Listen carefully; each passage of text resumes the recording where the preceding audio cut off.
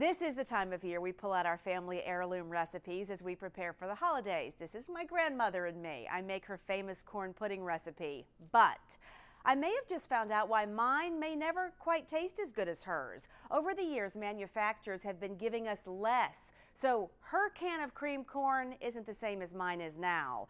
But what all of this is doing to your bank account might really leave a bad taste in your mouth.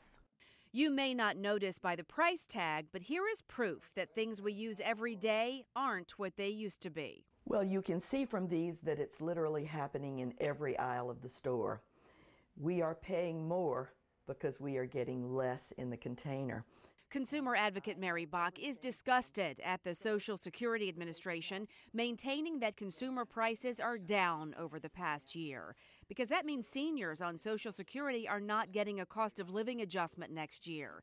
She says, though, these are just some examples that prove the government is flat out wrong.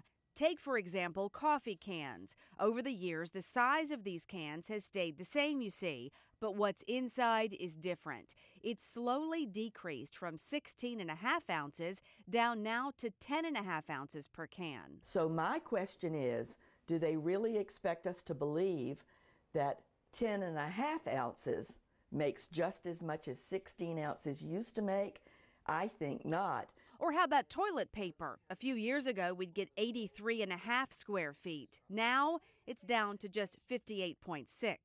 You have an example of how much shorter the sheets are, and the old toilet paper cardboard actually fits in the new toilet paper cardboard. When it comes to ice cream, it's hard to find the old standard half-gallon. Now most are 48 ounces.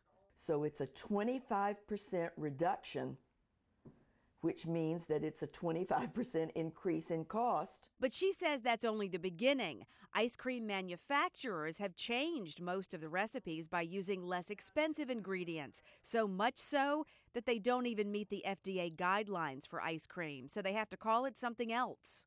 I was duped when I first bought Breyer's Butter Pecan because I didn't get ice cream.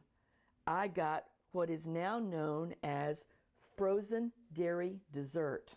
The list goes on. Mary found fewer trash bags, cookies, tissue boxes that once had 225 sheets, now just 160. Bar soap is down. We're not getting as much dish liquid. Fewer paper towels. And it's the same thing with soft soap. This, I think, is a good example of what will they think of next. Right. And yes, finally, there is this extreme example.